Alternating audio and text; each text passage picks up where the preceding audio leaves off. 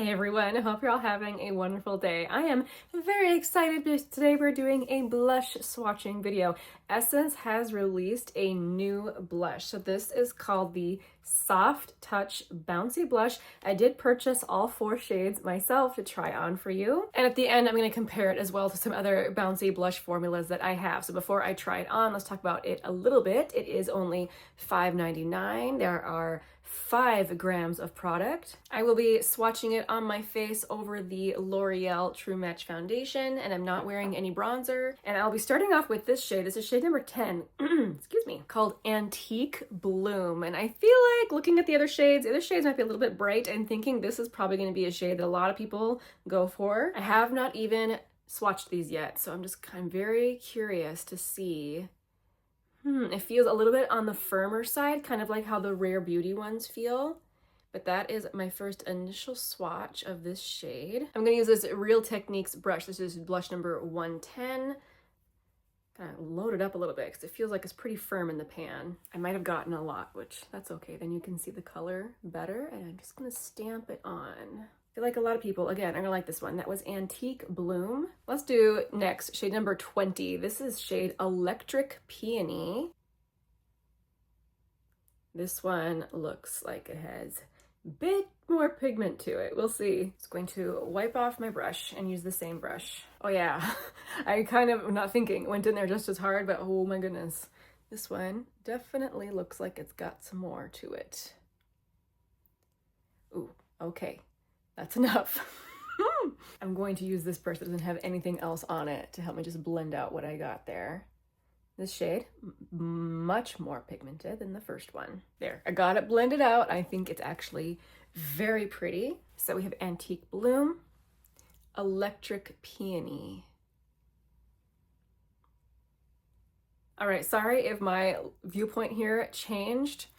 I accidentally kicked over my camera stand. I don't know how I did that, my tripod. But now let's try on the next 2 shades. So next up we have shade number 30. This is called Exotic Daisy. And this one looks like a beautiful peach. Whew.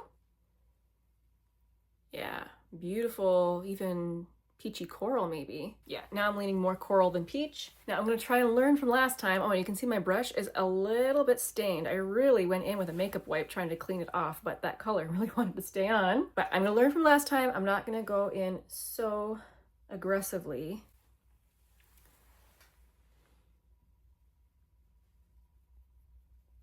In that, yeah, that is much easier to deal with there. That's really pretty. I really like this one. That's beautiful. And the last shade is the shade number 40 called Roses in Berry. And I actually really like purple blush. That's a very deep color. So I'm once again going to be more gentle with the brush. That was one little swipe of my brush.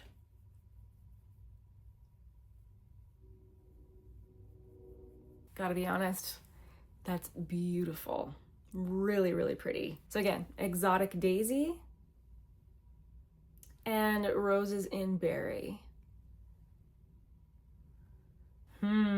All right, I'm gonna wipe these off. I'll pick one of these blushes to wear for the day. I'll be back to talk about the formula a little bit. Okay, I finished my makeup. I put on some bronzer and I decided to use the berry shade for my look today. Again, Roses in Berry. Whenever I do a swatching video, I do try to put on enough blush so you can actually see the color, but I wanted to show you how when I wear this more sheer, how this is, it can flatter even my very light complexion, and I like it. So putting on these blushes, I've been trying to discern what I would say the finish is. I would call it a satin matte. There's definitely no like sparkly particles or anything in there, but just the way that they smooth across the skin, they're not flat matte. And that's kind of a thing with all of these squishy type blushes that I've tried. I'm a fan of all of them, by the way. I don't think I've ever tried one I didn't like. They all lay beautifully on the skin. That really beautiful cream to powder formula. It's just so flattering. And in comparison to this one to other formulas, I would say this is most comparable to the Rare Beauty just because it actually doesn't have that much squish to it. You can see there's some, like when I really get in there. In comparison to say like the MAC Glow Play or the Sochi, this one's a little bit more stiff. I wish they had released more colors actually, and who knows, maybe they will. I feel like this is a really on-trend release, and I was fully expecting to try all these shades for you, keep 1 or 2 shades for me, and give a couple away. Well, I kind of want them all for myself. They're beautiful. And again, here are the swatches. This is the shade I was fully planning on wearing today, but I ended up going with this one. But we have this beautiful soft rose,